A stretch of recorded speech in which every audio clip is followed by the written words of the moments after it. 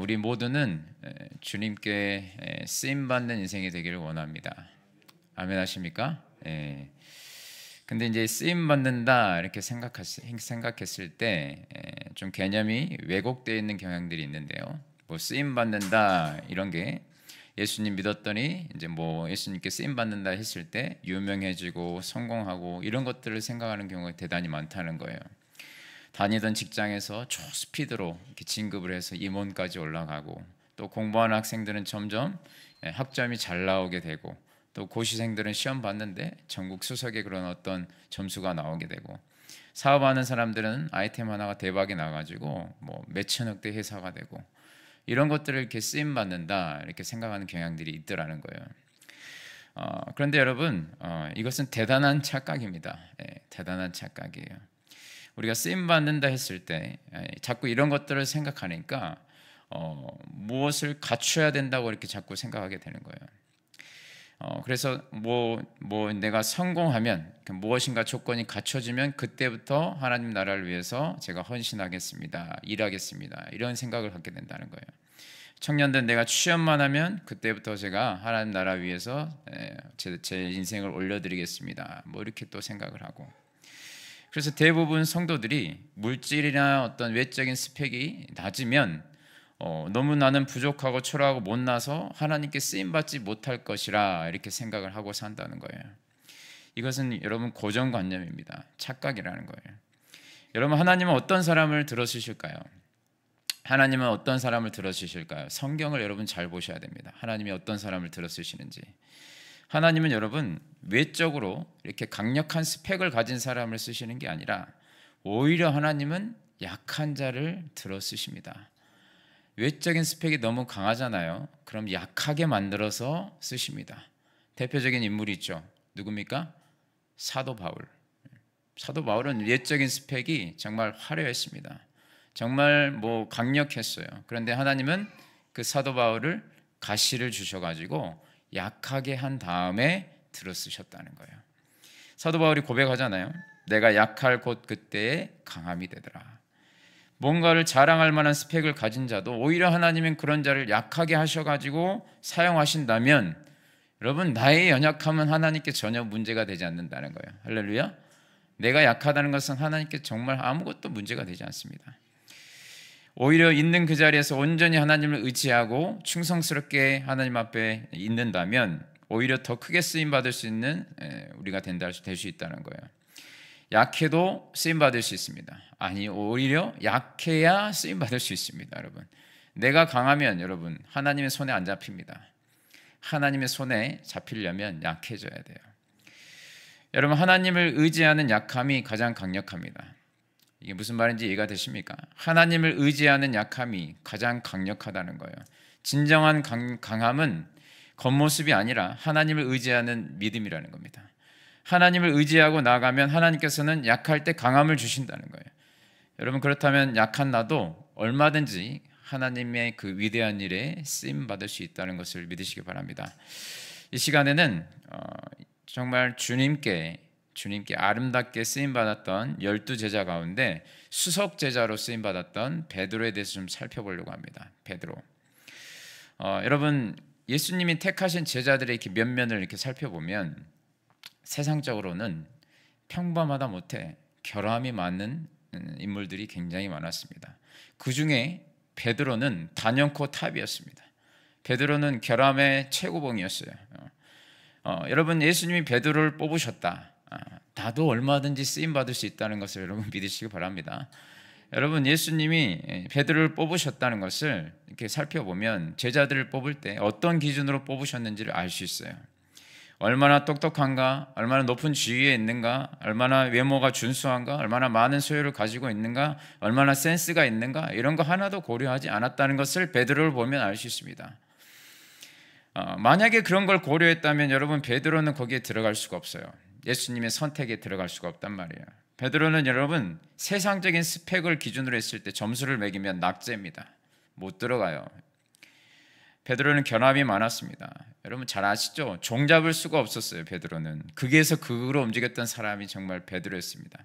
예수님께서 조용히 하라고 하면 막 떠들고 깨어 있으라고 하면은 퍼 자고, 그렇죠? 용감해야 될 때는 비겁하고, 그렇죠? 잠잠해야 될 때는 그냥 칼 들고 설치지 않았습니까? 그게 베드로였다는 거예요.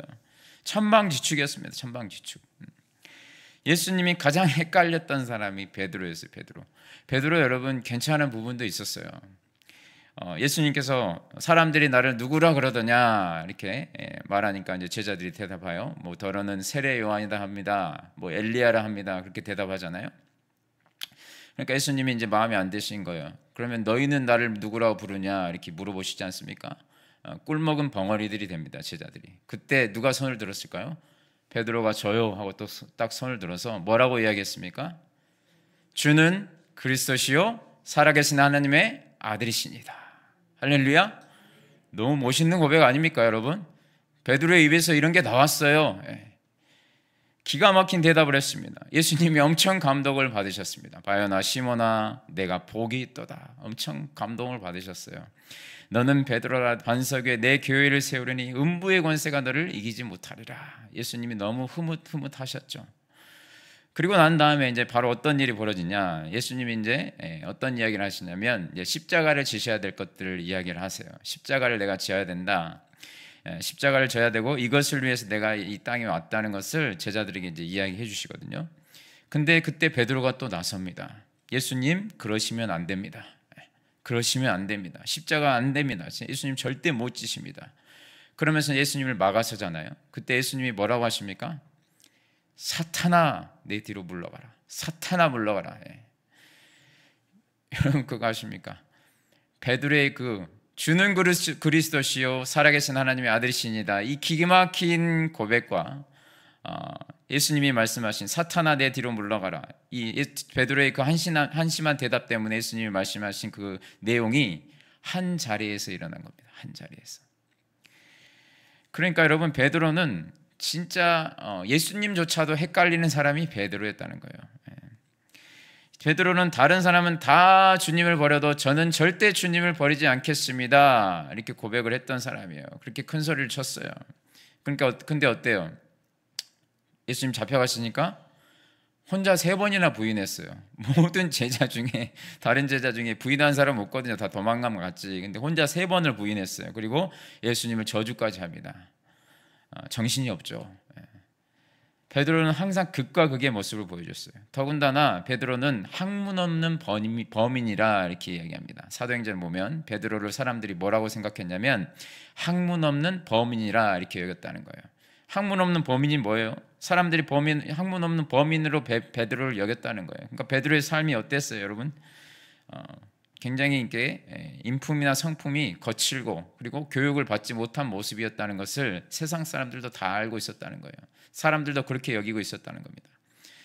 그래서 베드로는 하루하루 그냥 고기만 잡고 뭐 앞으로 뭘 위해서 살아야 되는지 미래에 대한 계획도 없고 인생을 어떻게 살아야 될지에 대한 생각도 없던 사람이었어요. 그런 사람이 베드로였어요. 그런데 놀라운 것은 그렇게 낙제점을 받을 수밖에 없는 스펙을 가진 그 베드로를 지금 예수님이 예수님의 그 사역의 동역자로 부르시고 계시더라는 거예요. 동역자로. 요한복음 1장 42절에 예수님의 심정이 다 담겨 있습니다. 베드로를 지금 만나시는 장면이거든요. 베드로를 만나자마자 첫 번째로 던지신 말씀이 뭐였냐면 요한복음 1장 42절입니다. 한번 보시겠습니다. 1장 42절 데리고 예수께로 오니 예수께서 보시고 이르시되 내가 요한의 아들 시몬이니 장차 게바라 하리라 하시니라. 게바는 번역하면 베드로라 이렇게 나와 있습니다. 여러분 예수님의 제자 선택의 기준이 똑똑하고 유능하고 또 스펙이 화려한 그런 완벽한 사람을 찾지 않으셨다는 것을 베드로를 보면 우리가 알 수 있어요. 극과 극을 달리는 불완전한 베드로를 부르셔서 하는 첫마디가 뭐냐면 시몬이지만 지금 너는 시몬이지만 장차 뭐가 될 것이라는 거예요? 게바가 될 것이라. 게바는 반석이라는 뜻입니다. 반석.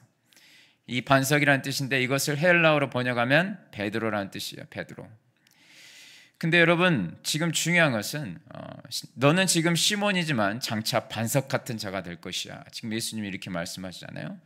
그런데 중요한 것은 완벽한 베드로를 향해서 지금 너는 베드로라 이렇게 말씀하신 게 아니라는 거예요. 예수님은 지금 정말 답도 없어 보이는 인간 그 시몬에게 반석이라는 그 베드로라는 그 이름을 먼저 붙여주셨다는 겁니다. 베드로가 언제요? 시몬일 때, 연약한 모습일 때 베드로의 모든 것을 다 알고 계셨어요. 베드로의 언어, 재능, 스펙 다 알고 계셨습니다. 인품, 성격. 근데 그 기질도 알고 과거도 다 알고 계시고 또 예수님의 미래까지 아시죠. 그 예수님께서 내가 너를 베드로로 만들 거야 이렇게 말씀하신 거예요. 여러분, 예수님 말씀에는 이런 의도가 숨겨져 있는 거예요. 베드로야, 내가 너를 보니까 참 내가 봐도 모자란 게 많이 보인다. 그래, 내가 봐도 너는 참 보잘것없는 시몬 맞아. 그러나 내가 너를 왜 택했는지 아느냐? 너의 속에는 지금 드러나지 않았지만 반석과 같은 보석이 숨겨져 있기 때문이야. 너는 지금 아무 쓸모없어 보이는 원석같이 보이지만 너는 다듬어지기만 하면은 그 안에 보석이 숨겨져 있기 때문에 보석같이 될 거야. 여러분, 예수님이 지금 장차 개바라 하리라 이 뜻이 그 말이에요. 여러분, 너는 시몬이지만 장차 개바가 될 것이다. 너는 지금 주목받지 못하고 인정받지 못하는 고기잡이 시몬이지만 네가 내 손에 붙들리기만 하면 너는 다듬어져서 장차 반석이 될 것이라는 겁니다. 주님 나라 위에 위대하게 쓰임받게 될 것이라는 말이 장차 개바가 되리라 이 말씀 속에 들어있다는 거예요. 여러분, 저와 여러분도 마찬가지입니다. 우리도 시몬과 같이 전혀 장래에 대한 소망도 없고 주목받을 거리도 없고 뭐 인격적인 문제도 많고 결함도 많을지라 할지라도 오늘 우리가 말씀 가운데 예수님의 장차 개바라하리라 이 말씀을 우리가 딱 이 말씀에 붙들린 바 되면 장차 우리 인생도 개바가 될 줄 믿습니다. 베드로가 될 줄 믿습니다. 원석 같은 내 인생도 주님 손에 붙들리면 다듬어져서 보석이 될 줄 믿습니다. 여러분, 우리도 예수님께 쓰임 받을 수 있습니다. 베드로가 쓰임 받았으면 우리도 쓰임 받을 수 있다는 거예요. 베드로에게 하신 말씀이 우리에게 하신 말씀이에요. 지어가 장차 개바가 되리라. 우리 각자의 이름을 지금 예수님께서 부르시는 거예요. 오늘 이 수요예배 가운데 우리를 부르셔서 말씀하시는 겁니다. 누구누구야, 사랑하는 내 딸아, 내 아들아, 장차 개바가 되리라. 여러분, 바라기는 우리 속에 감추어져 있는, 우리도 미처 깨닫지 못했던 그 엄청난 보석을 하나님께서 오늘 이 수요예배 가운데 깨닫게 해주시길 바라고, 그래서 예수님 손에 붙잡혀서 아름답게 다듬어져서 정말 반석같이 귀하게 쓰임받는 저와 여러분 되실 수 있기를 주님의 이름으로 축원합니다. 정말 우리가 그렇게 되기를 진짜 원한다면 우리가 정말 원석에 내가 나를 봐도 참 내가 어떻게 쓰임받을 수 있을까 이런 생각이 든다면, 그렇지만 내가 보석으로 변화되기를 정말 원한다면 두 가지를 꼭 붙들어야 됩니다. 두 가지를 꼭 붙으셔야 돼요. 내가 정말 지금은 원석이지만 보석같이 주님께 다듬어져서 쓰임받기를 원한다면 두 가지를 꼭 붙으셔야 됩니다. 첫 번째는 나도 변화될 수 있다는 확신을 가져야 됩니다. 나도 변화될 수 있다는 확신을 가지셔야 된다는 거예요. 여러분, 이 베드로는 굉장히 상징적으로 보여주는 의미가 많아요. 우리 모두는 다 시몬이라는 이름과 주님이 지어주신 베드로라는 이름을 다 같이 가지고 살아가는 존재예요. 우리도 마찬가지입니다. 시몬이라는 이름과 베드로라는 이름 다 같이 가지고 있어요. 우리는 원래 시몬이었어요. 세상에서 그렇게 살았잖아요, 시몬으로. 그런데 우리가 예수님을 어느 날 만났습니다. 예수님이 우리를 만나주셨죠. 만나주시고 우리에게 베드로라는 이름을 붙여주셨어요. 만나자마자 베드로라는 이름을 붙여주셨단 말이에요. 시몬이라는 이름이 옛자, 우리 옛자아를 상징하는 거라면 베드로라는 이름은 주님을 만난 이후에 거듭난 새 생명의 삶을 의미합니다. 새로운 자아로서 상징적으로 말씀하시는 이름이에요. 그런데 여러분들이 이제 성경을 쭉 보시면 잘 아시겠지만 예수님께서 베드로라는 이름을 지어주시고 그 베드로라는 이름을 거의 부르시지 않습니다. 항상 시몬을 많이 부르셔요. 시몬을 한번 읽어보시면 거의 베드로는 부르지 않고 시몬이라고 이렇게 부르십니다. 대부분 시몬이라고 부르시고 특별히 베드로가 실수할 때는 더 시몬이라고 부르십니다. 요한복음 21장에도 보면 이제 예수님을 부인하고 도망가서 다시 그물을 집어들고 생업으로 이렇게 나가지 않습니까? 그때 예수님이 베드로를 찾아오실 때 베드로야 이렇게 하지 않으셔요. 뭐라고 하십니까? 요한의 아들 시몬아, 시몬. 계속 시몬이라고 부르세요. 그러면 뭐 부르지도 않을 거면 뭐하러 이렇게 이름을 붙여주셨을까요? 베드로라고. 이름을 바꿨으면 베드로라고 불러주셔야 되는데 거의 사용을 안 하셨어요. 여러분 여기에 중요한 의미가 담겨 있습니다. 여러분 이게 우리의 모습이라는 거예요. 우리도 예수님을 만났어요. 베드로라는 새 이름을 주셨습니다. 그럼에도 불구하고 현재 나의 모습은 어디에 가깝습니까? 시몬이에요. 시몬. 날마다 실수하고 넘어지고 자빠지고 그렇습니다. 예수님이 하지 말라고 하는 것들은 막 그냥 이래 모르겠다고 하면서 담대하게 해버리고, 예수님이 하라고 하시는 것들은 온갖 변명을 대면서 바쁘다고 피하고, 지금은 상황이 아니다고 피하고, 기도 한번 해보겠다고 피하고, 하지 말라는 것은 기도도 안 해보고 착착착 잘하면서 하나님이 기뻐하시는 일은 엄청 고민하고 또 기도하다가 좀 안 될 것 같다고 안 하고. 여러분 여전히 시몬이에요. 책망을 들을 수밖에 없는 시몬의 자리에 앉아 있다는 거예요. 근데 여러분 왜 예수님이 베드로라는 이름을 먼저 주셨을까요? 너는 베드로가 이제 될 것이라는 거예요. 그 확신을 가지라는 겁니다. 절대 잊지 말라는 거예요. 지금 현재의 모습만 보고 나를 판단하지 말라는 거예요. 너는 베드로라는 그 정체성을 잊지 말라는 거 예수님이 미리 이름을 붙여주신 거예요. 우리도 그렇지 않습니까? 우리도 예수님을 믿고 의인이라고 칭함을 받았잖아요. 신분은 의인이에요. 하는 짓은 뭐예요? 죄인이에요. 근데 의인이라고 먼저 붙여주셨어요. 마침내 그렇게 될 것이라고 그렇게 정체성을 우리에게 부여해 주신 겁니다. 그걸 잊지 말라는 거예요. 그래서 예수님도 먼저 베드로라는 이름을 붙여주신 거예요. 그러면서 베드로에게 잊지 말라는 거예요. 오늘도 미숙해서 또 넘어지지만 또 여전히 시몬의 자리로 전락했지만 그러나 포기하지 말라는 거예요. 너는 언젠가 베드로가 될 것이기 때문에, 반석이 될 것이기 때문에 그 확신을 가지고 계속해서 믿음의 길을 걸어가라는 겁니다. 그 마음을 주님이 원하셔서 이름부터 붙여주신 거예요. 여러분 정말 중요합니다. 우리도 그 마음을 가지고 그 확신 가운데 거해야 될 줄 믿습니다. 우리가 정말 중요하게 마음에 품고 살아야 될 성경 구절이 하나 있는데 빌립보서 1장 6절 말씀이에요. 빌립보서 1장 6절 제가 읽어드릴게요.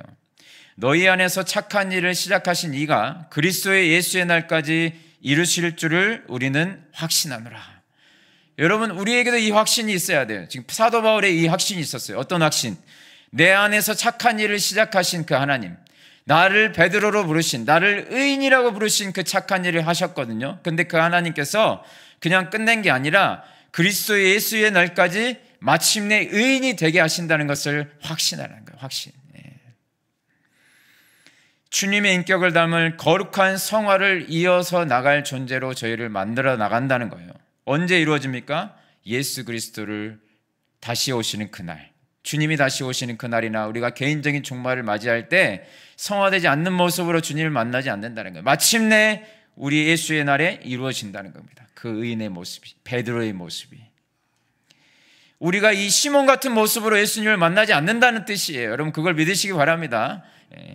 신앙이 좀 더디 자라고 지금 내 자신을 바로 너무 한심하고 보잘것없다 할지라도, 그럼에도 불구하고 나는 시몬의 모습을 하고 있지만 다른 사람에 비해서 좀 믿음이 좀 더딘 것 같아 보여도 마침내 착한 일을 시작하신 이가 그리스도 예수의 날에 이루실 줄을 확신하면서 나가라는 겁니다.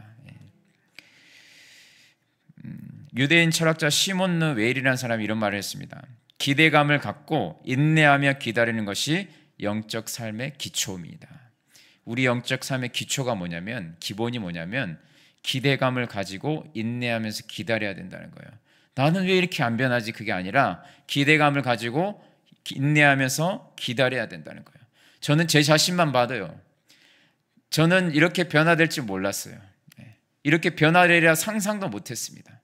그런데 우리 예수님께서 그 기대감을 가지고 인내하면서 기다려 주시니까 제가 이 목사의 자리까지 오게 됐습니다. 전혀 저는 10년 전만 해도 제가 이런 사람이 될 거라고는 기대조차 못했습니다. 정말 여러분 이게 중요해요. 여러분 기대감을 가지고 인내하며 기다려야 됩니다. 예수님이 그렇게 기다리고 계시거든요. 근데 우리가 스스로 우리를 포기하면 안 된다는 거예요. 착한 일을 시작하신 이가 장차 우리를 개바로 변화시켜 주실 줄 믿습니다. 원석이지만 보석으로 마침내 변화시켜 주실 것을 믿으시는 저와 여러분 되시기를 바랍니다. 두 번째로, 정말 우리가 변화되기를 원한다면 우리의 연약함에도 불구하고 우리가 이제 그 믿음을 가져야 돼요. 개바가 될 것이라는 믿음을 갖고 확신 가운데 나가야 되는데, 중요한 것은 그 확신만 있으면 안 되고 계속해서 우리가 더 주님께 가까이 나가야 된다는 거예요. 더 예수님께 나가야 된다는 거예요. 그 믿음만 가지고 가만히 있으면 안 되고 연약합니다 그러고 있으면 안 되고요. 그냥 입술로만 개바가 될 것이다 하면 안 되고 우리의 삶 속에서 예수님께로 더 가까이 나가는 모습이 있어야 된다는 겁니다. 여러분, 예수님께로 나가야 됩니다. 연약하다고 가만히 있으면 안 되고 더 예수님께로 나가야 된다는 거예요. 베드로가 여러분 비록 약점이 많았지만 베드로는 그 정말 실수투성이, 모순투성이, 변덕투성이, 죄악투성이었지만 그럼에도 불구하고 베드로가 잘한 게 하나 있다면 그 처참한 모습이었는데도 불구하고 예수님께 나갔다는 거예요. 요한복음 21장에 보면은 이제 부활하신 예수님이 베드로를 찾아가잖아요. 베드로를 이제 찾아가는데 이제 저 멀리서 이게 이제 이런 말씀입니다. 요한복음 21장 7절에 이런 말씀이 나와요. 예수께서 사랑하시는 그 제자가 베드로에게 이르되, 요한이거든요. 요한이 베드로에게 이르되 주님이시라 하니, 저 멀리서 누군가 오는데 예수님인 거를 요한이 다 알아챈 거예요. 예수님이시다 하니까 시몬 베드로가 벗고 있다가 주님이라 하는 말을 듣고 겉옷을 두른 후에 바다로 뛰어내리더라. 그러니까 배에서 이제 그물을 깃고 있었던 거예요. 그물로 이제 고기를 잡고 있었는데 이제 시몬 베드로가 벗고 있다가 주님이시다 하는 말을 듣고 겉옷을 두른 후에 바다로 뛰어내린 거예요. 바로 예수님께로 달려갔다는 거예요. 사실 여러분, 베드로가 염치가 있어야죠. 예수님 3번이나 부인하고 저주하고 도망가서 또 사명은 다 던져버리고 다시 그물 들고 나가서 먹고 살겠다고 그러고 있는데, 여러분 염치가 있어야죠. 예수님 저기 보이면 도망쳐야 될 거 아닙니까? 그런데 그럼에도 불구하고 베드로가 누구에게 달려갔다고요? 예수님에게 달려갔던 거예요. 바다로 뛰어들었다는 거예요. 여러분, 이 자세가 너무 중요합니다. 허물이 많고 결점이 많았지만 베드로가 그냥 있는 그들의 모습을 가지고 예수님께 뛰어갔어요. 여러분, 그게 예수님의 마음에 쏙 들었어요. 그게 여러분 베드로가 수석제자가 된 거예요. 여러분, 그 이유예요. 결점이 많아도 누구에게 계속 나갔다고요? 예수님께로 나갔다는 거예요.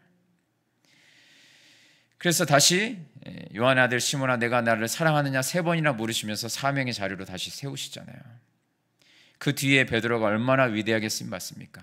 사도행전에서 여러분 정말 얼마나 위대하게 쓰임받습니까? 한 번 말씀을 전할 때마다 3,000명씩 회개하는 역사가 일어나지 않습니까?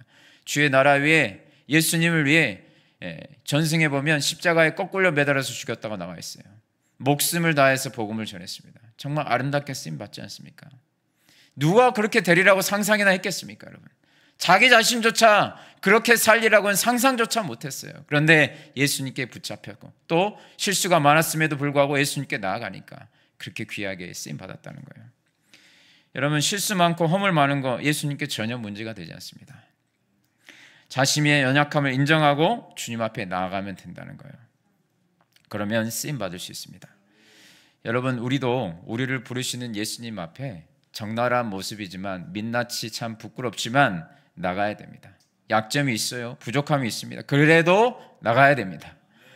여러분, 제가 만약에 신앙생활하면서 지금까지 실수하고 넘어진 적이 없겠습니까? 많아요. 굉장히 많습니다. 부끄러워서 말도 못하겠어요. 수도 없이 많은데 그런 내 모습 때문에 예수님 앞에 염치 없어서 못 나가겠다 했으면 지금 제가 이 자리에 서 있을 수가 없어요. 그렇지 않겠습니까? 아이고, 염치 없어서 이제 문제는 못 나가겠다. 그렇지 않았다는 거예요. 제가 항상 기도하는 레파토리가 있습니다. 지금도 그렇게 기도합니다. 주님, 저는 죄인입니다. 주님, 저는 죄인입니다. 주님, 저는 변덕쟁입니다. 주님, 저는 의지가 약합니다. 주님, 저는 소심합니다. 주님, 저는 모순덩어리입니다. 주님, 저는 다듬어지지 않았습니다. 그래서 예수님이 저에게 필요합니다. 저를 불쌍히 여겨 주시옵소서. 긍휼을 베풀어 주시옵소서. 제가 날마다 기도하는 게 그거예요. 그래서 저는 예수님이 필요해요. 그래서 저는 예수님께 나갑니다. 다 아시죠, 주님? 제 마음을 다 아시니까요. 여러분들은 제 마음을 모르죠. 근데 예수님은 저를 다 아세요. 저의 이 연약함을 다 알고 계신단 말이에요. 우리도 연약하고 부족하기 때문에 그래서 더 예수님이 필요한 거예요, 여러분. 예수님이 이렇게 말씀하셨어요. 내가 의인을 부르러 온 것이 아니라 죄인을 부르러 왔노라. 우리가 연약해서 어떤 사람은 내가 지금 너무 염치가 없어서 내가 술을 먹고 나서 담배를 먹고 나서 뭐 이런 말을 하면서 내가 예수님께 더 못 나가겠다는 거예요. 내가 지금 죄악된 모습이 있어가지고 못 나가겠다는 거예요. 이런 죄악된 중독된 모습이 있어서 못 나가다. 좀 다듬어지면 그때 나가겠다는 거예요. 여러분 그거 정말 웃기는 소리입니다. 언제 다듬어집니까 그게? 절대 안 다듬어집니다. 예수님께 나가야 다듬어지는 거거든요. 여러분 뭐 몸에 때가 많아서 내가 몸에 때가 많아서 목욕탕 창피해서 못 가겠어요. 이런 소리가 똑같아요. 때가 많으면 더 가야죠. 여러분 돌아온 탕자 아시죠? 돌아온 탕자. 그 이야기 우리 다 알잖아요. 둘째 아들이 집을 나갔잖아요. 그냥 나간 게 아니라 아버지한테 재산 좀 다 주세요. 그때 당시에는 그렇게 재산을 달라고 한 게 무례한 거예요. 아버지 빨리 돌아가셔요 이런 뜻이에요. 빨리 죽어야 되겠어요 아버지 이런 뜻입니다. 엄청 무례한 거예요. 아버지가 돌아가신 뒤에 재산을 분배하는 거거든요. 근데 그때 당시에 먼저 달라고 했다는 것 자체가 무례한 건데 사랑이 많은 그 아버지가 재산을 줬어요. 재산을 줘서 어떻게 했습니까? 가서 허랑방탕하게 다 쓰고 난 다음에 거지가 됐지 않습니까? 거지. 돼지 지업연매를 먹을 정도로 거지가 됐어요. 그래서 탕자가 이제 근데 어느 날 문득 아버지께 돌아가야겠다 이런 마음이 들었어요. 아버지께 돌아가야겠다 이런 마음이 들었어요. 여러분 그런 마음이 들 때 그런 마음이 들 때 아버지께 돌아가야겠다 굉장히 중요한 거거든요. 꼭 돌아가야 돼요. 이제 그런 마음이 들었다는 것은 굉장히 중요한 건데 그때 공격하는 세력이 있습니다. 사탄 마귀가 공격을 해요. 그렇죠? 사탄 마귀가 공격을 합니다. 그 마음에 뭐라고 공격할까요? 나 이제 돌아가야겠다 딱 할 때 뭐라고 사탄 마귀가 속삭일까요? 네가 그러고도 집에 돌아갈 마음이 생기냐? 이 염치 없는 놈아, 이 뻔뻔한 놈아. 네가 그렇게 죄를 짓고 집에 돌아간다고? 아버지한테 간다고? 이 뻔뻔한 자야 하면서 여러분 그 마음을 공격하지 않겠습니까? 돌아가지 못하도록 막지 않겠습니까? 아버지께 나아가지 못하도록 막지 않겠습니까? 뻔뻔한 자야 하면서. 근데 그럼에도 불구하고 탕자가 어떻게 했어요? 갔어요 여러분 아버지에게. 여러분 이게 은혜의 승리입니다 여러분. 탕자가 잘못한 건 맞아요. 그런데 중요한 게 뭐냐면 아버지께 돌아갔다는 거예요. 여러분 이 자세가 너무 중요합니다. 우리도 탕자 같은 모습일 때가 많지 않습니까? 우리 교회도 나오고 예배도 드리고 직분도 있지만 어느새 또 아버지를 떠나서 허랑방탕한 모습으로 살 때가 있다는 거예요. 그럴 때 다시 돌아가야겠다는 마음을 성령님이 주실 때가 있단 말이에요. 그때 어떻게 해야 된다고요? 사탄 마귀가 공격하거든요. 이 뻔뻔한 지금 염치도 없냐 그러면서 왜 이렇게 뻔뻔하냐고, 어디서 낯을 들고 예배를 드리려고 하냐고, 그 입으로 찬양을 하려고, 그 입으로 기도를 한다고, 이렇게 막 공격을 한단 말이에요 사탄 마귀가. 그때 어떻게 해야 된다고요? 아이고 나 염치 없다 못 나가겠다 그러면 안 되고 어떻게 해야 된다고요? 나가야 된다고요. 여러분 마지막으로 이 말씀만 드리겠습니다. 여러분 그 죄의식이라는 단어하고 죄책감이라는 단어가 굉장히 다릅니다. 성경에 여러분 죄의식이라는 단어하고 죄책감이라는 단어가 달라요. 여러분 우리 예수님 믿는 사람은 어떤 의식을 가져야 되냐면 죄의식을 가져야 됩니다. 죄의식. 죄책감을 가지면 안 돼요. 죄의식. 죄의식을 좀 더 쉽게 이야기하면 죄인의식입니다. 제가 아까 이야기했잖아요. 예수님 저는 죄인입니다. 이 죄인의식. 내가 죄인이라는 의식을 가지고 있어야 된다는 거예요. 이게 성령님이 주시는 마음이거든요. 나는 죄인입니다. 의인은 없나니 하나도 없습니다. 나는 죄인이니까 누가 필요해요? 그래서 예수님이 필요합니다. 여러분 이게 죄의식이에요. 죄의식. 그래서 죄인의식을 가지고 있으면 자꾸만 어디로 가까이 나갈까요? 십자가 앞에 나가요. 십자가의 은혜로만 내가 살 수 있기 때문에 예수님께 더 가까이 나간단 말이에요. 그리고 내 자신을 뭐라 그래요? 주여 불쌍히 여겨주셔서 그렇게 된단 말이다. 베드로가 그랬습니다. 그래서 하나님 앞에 자꾸 나가서 베드로가 그럼에도 불구하고 불쌍히 여겨달라고 나간 거예요. 죄인의식이 있어야 돼요. 근데 여러분 죄인의식은 좋은 건데 사탄 마귀가 주는 마음이 있어요. 그게 뭐냐면 죄책감입니다. 죄책감. 죄책감의 특징이 뭐냐면 하나님으로부터 멀어지게 만듭니다. 죄책감. 너 그렇게 뻔뻔해가지고 하나님 앞에 나가려고 죄책감을 준다는 거예요. 너 죄 지었잖아. 그렇게 죄 지어놓고 염치 좀 있어라. 이렇게 마음을 준다는 거예요. 무슨 염치로 기도를 하고 찬양을 하고 하나님 앞에 나가냐고. 죄책감을 마귀가 준 거예요. 여러분 가룟 유다하고 베드로하고 여러분 누가 더 실수를 많이 했을까요? 여러분 예수님 제자 중에 누가 실수를 더 많이 했어요? 베드로가 더 많이 했습니다, 여러분. 베드로가. 그렇지 않아요? 베드로가 더 많이 예수님에게 실수를 많이 했어요. 둘 다 똑같이 잘못했어요. 그런데 가룟 유다에게는 뭐가 있었냐면 죄책감이 있었어요. 죄책감. 사탄 마귀가 이제 죄책감을 불어넣어줬는데 후회만 하다가 회개하지 않고 결국 예수님과 더 멀어져서 멸망하고 말잖아요. 반면에 베드로는 예수님을 3번이나 부인하고 저주까지 했지만 주님, 저는 죄인입니다, 불쌍히 여겨달라고 두 손 들고 주님 앞에 나가는 모습을 통해서 예수님께 더 가까이 나감으로 정말 아름답게 쓰임받지 않습니까? 두 사람의 인생이 너무도 갈리잖아요, 여러분. 여러분, 우리는 어떤 조건 속에서든지 죄책감이 아니라 죄인의식을 가지고 그래서 내가 예수님께 더 가까이 나가겠다, 이 의식이 필요한 줄 믿습니다. 여러분, 우리가 만약에 은혜를 많이 받은 그런 거룩한 삶을 살 때에도 더 두렵고 떨림으로 구원을 이루어 나가기를 원합니다. 그 자세로 하나님 앞에 나가야 돼요. 그리고 또 내가 혹시 반대로 범죄하고 넘어졌을 때 그때 여러분 하나님과 더 멀어지면 안 되고 죄책감 때문에 더 많이 멀어지면 안 되고 에라 모르겠다, 이 양 이렇게 된 거 이렇게 살자, 그게 아니라 그럼에도 불구하고 하나님의 자녀로서 주님, 제가 죄인입니다, 저를 불쌍히 여겨주시옵소서, 그래서 제가 예수 그리스도의 십자가 필요합니다. 여러분, 이 자세로 나가야 될 줄 믿습니다. 우리에게 필요한 게 이거라는 거예요. 그래야 베드로처럼 반석같이 아름답게 쓰임받게 될 수 있다는 겁니다. 여러분, 말씀을 맺겠습니다. 베드로가 하루아침에 변화된 게 아니에요. 예수님을 따라다니면서 처음부터 베드로가 멋진 모습이 아니었단 말이에요. 실수하고 또 실수하고 도대체 이런 사람을 통해서 무슨 하나님의 나라가 이루어질까 싶을 정도의 연약하고 넘어지는 모습을 정말 많이 보여줬던 사람이 베드로인데, 그 베드로가 수석 제자였고 그 베드로가 나중에 아름답게 변화되어서 정말 이 신약 시대에 교회가 세워지는데 반석같이 쓰임받지 않습니까? 여러분, 우리도 마찬가지예요. 우리도 쓰임받는 비결, 여러분, 화려한 스펙이 아니에요. 화려한 스펙이 아닙니다. 건강이 막 대단히 좋고 이런 게 중요한 게 아니고, 많이 가지고 있고 똑똑하고 이런 게 중요하지 않습니다. 여러분, 연약하지만 주님 손에 붙들리는 게 중요합니다. 조금 실수해도, 좀 잘못해도 정직하게 주님 앞에 나가는 사람을 주님은 찾고 계세요.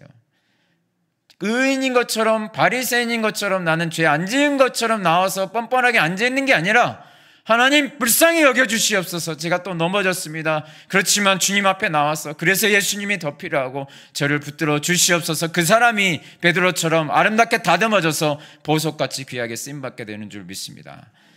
여러분, 시몬아, 너는 장차 게바가 되리라. 오늘 이 말씀을 여러분들이 마음속에 새기시면서 예수님을 말씀하시면 그대로 이루어집니다. 여러분, 그 말씀을 믿으시고 우리를 그리스도의 날까지 게바가 되게 하실 것을 확신할 수 있길 바라고, 지금의 내 연약한 모습을 바라보면서 죄책감이 아니라 죄인 의식을 가지고 더 주님 앞에 나아가서 주님 손에 붙들린 바 되어서 베드로처럼 존귀하게 쓰임받는 저와 여러분 되실 수 있기를 주님의 이름으로 축원합니다. 찬양하겠습니다. 주는 완전합니다. 우리 시간에 찬양했습니다.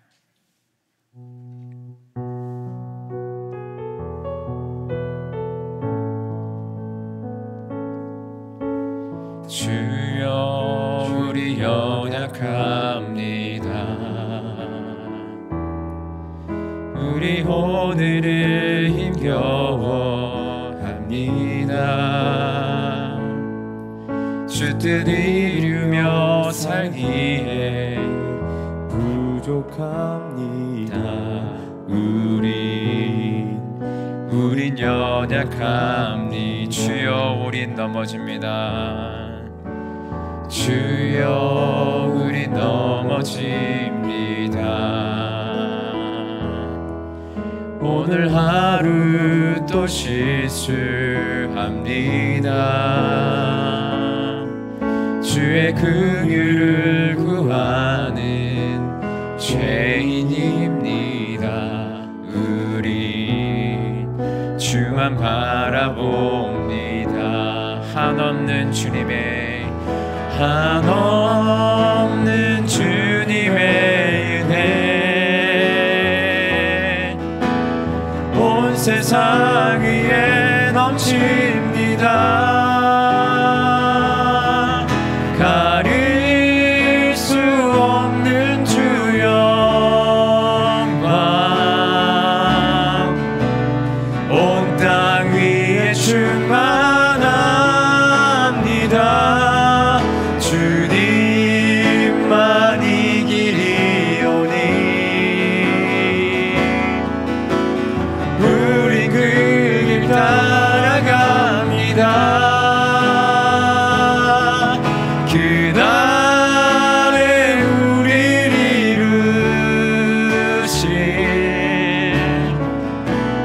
주는 완전합니다.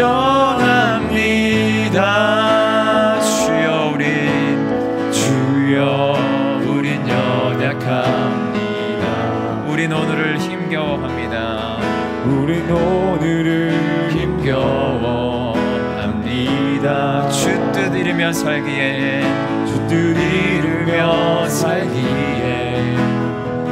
부족합니다. 우린 연약. 주여 우린 넘어집니다. 주여 우린 오늘 하루 또 실수합니다.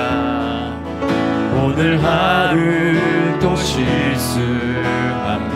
주의 긍휼을 구하는 죄인입니다. 주의 긍휼을 구하는 죄인입니다. 우리 주만 바라보니 한없는 주님의 은혜, 한없는 주님의 은혜 온 세상 위에 넘칩니다. 온 세상 위에 넘칩니다. 가릴 수 없는 주 영광 온 땅 위에 충만한 주님만 이기리오니 주님만 이기리오니 우린 그 길 따라갑니다. 우린 그 길 따라갑니다. 그날에 우리를 이루실 그날에 우리를 이루 주는 완전합니다. 주는 완전한 우리 한없는 주님의 은혜, 한없는 주님의 은혜 온 세상 위에 넘칩니다. 온 세상 위에 넘칩니다. 가릴 수 없는 주 영광 온 땅 위에 충만합니다. 온 땅 위에 충만함 주님만 이기리오니 주님만 이기리오니 우린 그 길 따라갑니다. 우린 그 길 따라갑니다. 그날에 우리를 이루실 그날에 우리를 이루실 주는 완전합니다. 주는 완전